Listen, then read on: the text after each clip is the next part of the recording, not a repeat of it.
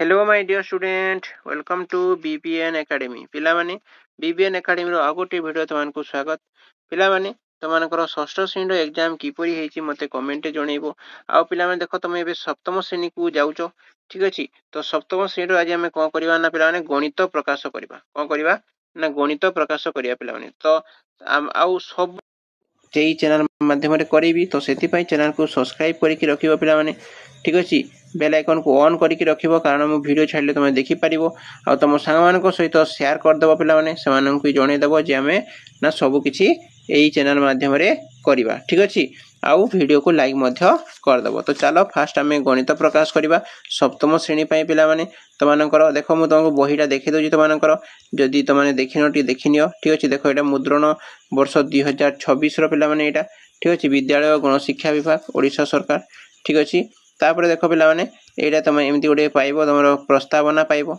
ठीक अछि तापरे देखो प्रस्तावना परे तमे कोन पाइबो ना एमती मनोज निर्देशक एमती गोटे सिग्नेचर पाइबो ठीक अछि तापरे देखो पुस्तक विषय रे एटा थिबो तापरे देखो तमरो सीधा तमे पळे आसीबो सिलेबस और पाठ्य पुस्तक समीक्षा पई कमिटी एटा तमाने देखियो पाइबो तापरे तमरो देखियो कोन वंदे उत्कल जननी हमरो जो कोन ना रहिछि सेटा देखिबो तापरे तमरो संविधान विषय किछि रहइबो तापर रहइबो सूची पत्र ठीक अछि देखो पिला माने सूची पत्र रे जदि हमें कहिबा ताले पुस्तक विषय रे प्रथमे देखिबो एक नंबर चैप्टर देखिबो प्रथम अध्याय कोन अछि ना तमरो आम चारिपटे थिबा बड़ संख्या फर्स्ट चैप्टर अछि आम चारिपटे थिबा बड़ संख्या तापर देखो द्वितीय अध्याय अछि पाटी गाणितिक परिप्रकाश तापर तृतीय अछि कोन संख्यार मझिरे बिंदुर कमाल ठीक अछि चतुर्थ अध्याय अछि कोन ना अक्षर और संख्या माध्यम रे गाणितिक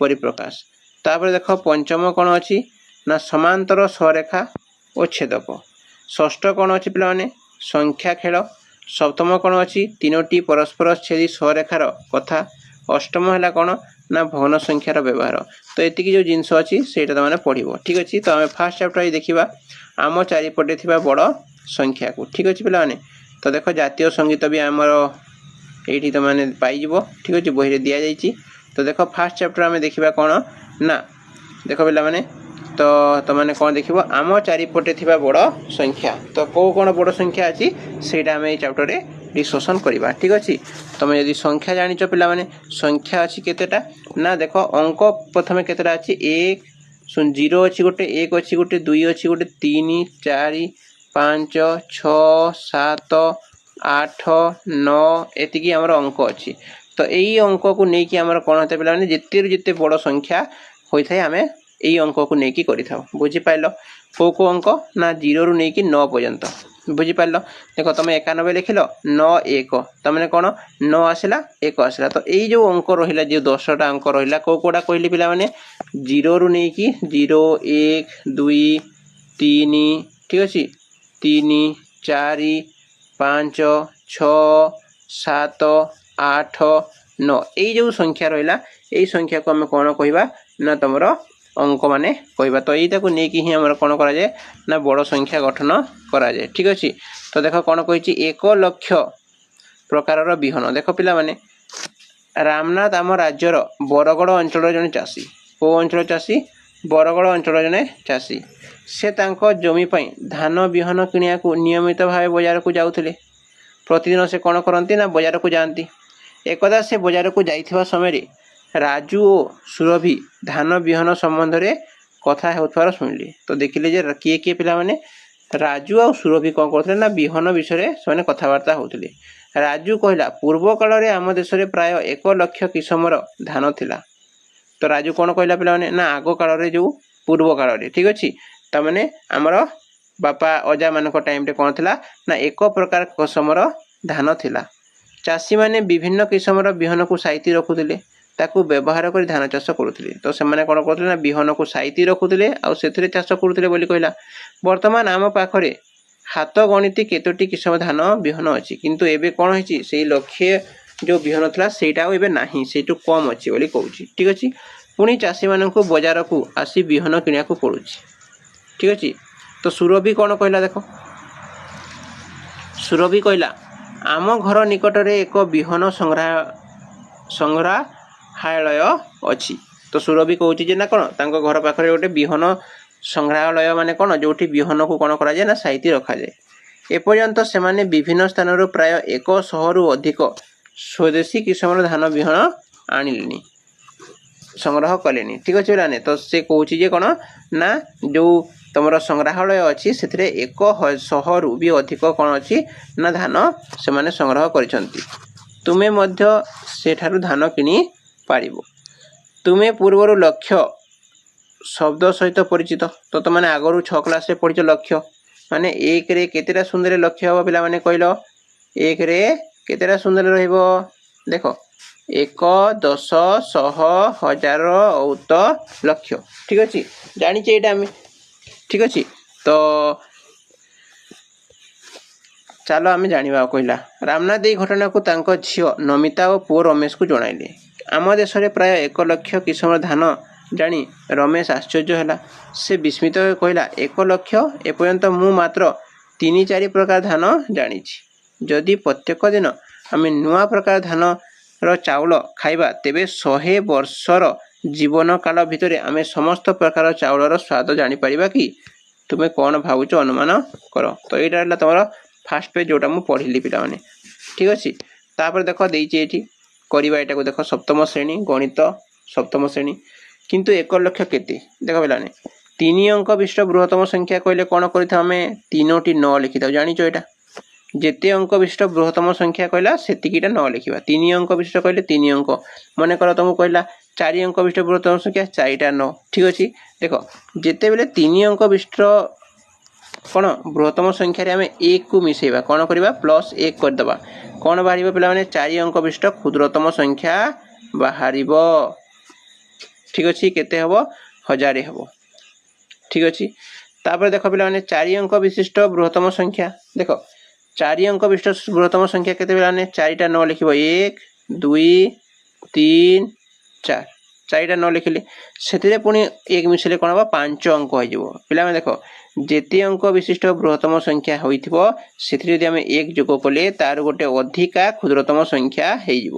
4 ଅଙ୍କ, 4ରେ ଆମେ 1 ମିଶାଇଲେ କ'ଣ ହେବ? 5 ଅଙ୍କ ବିଶିଷ୍ଟ ଗୋଟେ କ୍ଷୁଦ୍ରତମ ସଂଖ୍ୟା ହେଇଯିବ ପିଲାମାନେ। ଠିକ୍ ଅଛି, 3ଟା ପଡ଼ିଲା 5 ଅଙ୍କ, ଆଉ ଗୋଟେ ପଡ଼ିବ 4ଟା। ଠିକ୍ ଅଛି, ଏଇଟା ତମର 5 ଅଙ୍କ ବିଶିଷ୍ଟ କ୍ଷୁଦ୍ରତମ ସଂଖ୍ୟା। ବୁଝିପାରିଲ? ନେକ୍ସଟ ଦେଖିବା ସେମିତି। ଏଇଟା ମୋତେ କମେଣ୍ଟ କର, କହିଲ ଦେଖିବା 5 ଅଙ୍କ ବିଶିଷ୍ଟ ବୃହତ୍ତମ ସଂଖ୍ୟା କିଏ ପିଲାମାନେ? 5 ଅଙ୍କ ବିଶିଷ୍ଟ ବୃହତ୍ତମ ସଂଖ୍ୟା ମାନେ 9ଟା କେତେଟା ଲେଖିବା? 5ଟା ଲେଖିବା। କେତେଟା ଲେଖିବା ପିଲାମାନେ? 5ଟା ଲେଖିବା। ବୁଝିପାରିଲ?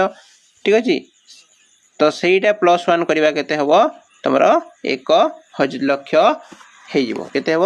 1 ଲକ୍ଷ। ଏଟାକୁ ଆମେ କହିବା 1 ଲକ୍ଷ ବୋଲି କହିବା। ବୁଝିପାରୁଛ? 1ରେ କେତେଟା ଶୂନ ପଡ଼ିବ? 5ଟା ଶୂନ ପଡ଼ିବ। ତାକୁ ଆମେ 6 ଅଙ୍କ ବିଶିଷ୍ଟ କ୍ଷୁଦ୍ରତମ ସଂଖ୍ୟା ଯାହା ପିଲାମାନେ 1 ଲକ୍ଷ ବି ତାହା। ବୁଝିପାରିଲ? କଥା ଜାଣିଲ? ତାପରେ ଆମେ ନେକ୍ସଟ ଯିବା। ଦେଖ କ'ଣ କହିଛି ପିଲାମାନେ? 1 ଲକ୍ଷକୁ ଆମେ 1 ଲକ୍ଷ ବୋଲି ପଢ଼ିବା। ଠିକ୍ ଅଛି, ଆମେ ଏଇଟାକୁ କ'ଣ ପଢ଼ିବ? 1 ଲକ୍ଷ ବୋଲି ପଢ଼ିବ। ଦେଖ ଏଇଟା କହିଲା କ'ଣ? 9 9 9 କ'ଣ 5 ଦେଇଛି ଲାଷ୍ଟରେ 95। ତାପରେ କେତେ ହେଲା? 96। ତାପରେ କେତେ ହେବ ପିଲାମାନେ? ଏଇଠି ଲେଖିବ 4ଟା 9 97। 1 2 3 ଠିକ୍ ଅଛି 4 ତାପରେ 7। ବୁଝିପାରିଲ? ତାପରେ ଦେଖ 98 ହେଲା, ବଢ଼ିଗଲା ଗୋଟେ। 98ରୁ କ'ଣ ହେବ? ନା 1900 ହେବ। ମାନେ 9 କେତେଟା ଲେଖିବା? 5ଟା 9 ଲେଖିବା। 2 3 4 5। ତାପରେ ଲେଖିବ କ'ଣ? ନା 5ଟା ପରେ କେତେ ଆସେ ପିଲାମାନେ? 1 ଲକ୍ଷ। ତ 1 ଲକ୍ଷ ଲେଖିବ। ଏଇଠି ଦେଖ 1 ଏଇଠି ଲେଖିଦେଉଛି ମୁଁ। 1ରେ କେତେଟା ଶୂନ ଦେବ?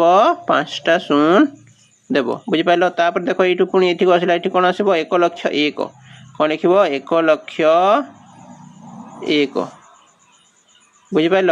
ତାପରେ ଦେଖ ଏଇଠି କ'ଣ ଲେଖିବ? 1 ଲକ୍ଷ 2। ଠିକ୍ ଅଛି, 1 ଲକ୍ଷ କ'ଣ ହେବ? 2। ତାପରେ ଏଇଠି କେତେ ଲେଖିବ? 1 ଲକ୍ଷ 3। 1ରେ 1 2 3 4 2। ତାପରେ ଏଇଠି କେତେ ଲେଖିବ? 1 ଲକ୍ଷରେ 1 2 3 4 3 ଏମିତି ଲେଖିବ। ବୁଝିଗଲ ସମସ୍ତେ? କେତେ କେତେ ଲେଖିବା? ଗୋଟେ ଗୋଟେ ବଢ଼େଇ ବଢ଼େଇ ଯିବା ଆଉ କ'ଣ। ଠିକ୍ ଅଛି, ଠିକ୍ ଅଛି। ତାପରେ ଦେଖ ନେକ୍ସଟ କ'ଣ ଅଛି ନା ଦେଖ ଯଦି ଜଣେ ଦିନକୁ 3 ପ୍ରକାର ଚାଉଳ ଖାଏ ତେବେ ସେ 100 ବର୍ଷ ଜୀବନ କାଳରେ 1 ଲକ୍ଷ प्रकार चाउल खाई पारिबो कि देख पिलाने दिन को 3 प्रकार चाउल से खाऊछि गोटे दिन रे तो 100 वर्ष जीवन 100 वर्ष गोटे दिन 360 ठीक अछि तो एटा खाई पारिबो कि बोली कहिछि ठीक अछि तो एटा किछि करबा दरकार नै एटा को छाडी देबो तापर देखो निजे करी देखो जोटा अछि सेटा देखिबा हम देखो एटी आउरे देछि देखो एटा करबा हम क्वेश्चन जोड़ा क्वेश्चन मार्क देछि रमेश कहला आमे जानिलु जे एक वर्ष रे 365 दिन ठीक अछि ना देखो 365 दिन अधि वर्ष को बाद दे जदि आमे y वर्ष बंचिबा तो जीवन काल रो मोट संख्या केते बा पिला माने 365 गुणन y वर्ष जिते वर्ष आमे बंचुचे ताको गुणन कर दबा ठीक अछि तापर देखो तुमे y पई एक संख्या नियो y पई तमे संख्या नियो y वर्षर दिन गुड़िक संख्या 1 लक्ष सहित केते निकटतर तो अछि तुमे बाछिथिबा y रो मान पई निर्णय कर देखो y मन कर म नै गली 50 वर्ष तमे कोन करबा ना 365 को 50 गुणन करबा देखिबा 1 लक्ष रे केते पाक आछि देखो 0 5 5 25 2 रहला पिला माने 5 को 30 30 2 32 2 3 रहला तापरे 5 3 15 16 17 18 तो देखो एटा 1 लक्ष पाखा पाखी आसुनी ठीक अछि तो 18000 समथिंग आसुई तो आहुरी बहुत अछि बुझि पालो तो सेमिति करिवो देखो 2011 जनगणना अनुसार बरगढ़ शहर रो जनसंख्या प्राय केते थिला पिला माने 83651 थिला एहा 1 लक्ष रु केते कम कोन करिया पिला माने देखो 1 लक्ष रु काटी दबा एटा को 1 लक्ष रु कोन करिवो ना काटी दबो काहा काटिबो पिला माने एटा देखो काकटा 83651 को काटिबो कोन हो देखो एटी काटले 9 एटा काटले केते हो पिला देखो एटी काटले 5 कोन ला 4 एटी काटले केते ला 3 ठीक अछि काटी दबा एटा को तापर देखो एटी 9 अछि 9 रु 3 गले 6 आ एटी 10 अछि 10 रु 2 गले केते 9 रु 2 गले केते पिला माने 8 गले 1 एतिकी हेला ठीक अछि एतिकी लिखिबो केते कम होइले ठीक अछि तापर देखो 1,40,000 थिला ठीक अछि केते मसिया 2024 मसिया रे बरगढ़ रो जनसंख्या तेबे एहा 1 लक्ष ठारू केते अधिक तो कोन करबा एबे अधिक कहले बेला ने अधिक रु काटिबा एई थ्रू का काटिबा 1 लक्ष को काटी दबा बेला माने देखो एटा रे कोन 000 ठीक अछि 000 देखो 4 रु 0 4 तापरे एटा 0 तो 4000 केते अधिक रहला 4000 रहला ठीक अछि तेमित माने करिवो तो केते बुद्धि पाइला कहिछि देखो 2011 रु 2024 मसिया पर्यंत केते बुद्धि पाइला माने एटा पुनी कहा कहा काटिबा देखो ए जो 1004 अछि 4000 जो अछि सेही थरा हम कटिबा 83651 मते काटी कमेंट जणैबो केते हला नचे मो नेक्स्ट वीडियो रे त मानको पय एटा नेकी आसीबी ठीक अछि आ को भी हमें जीवा ठीक अछि पिला ने ए वीडियो रे हमें आज फर्स्ट क्लास एते की ही करबा ओके पिला माने थैंक यू।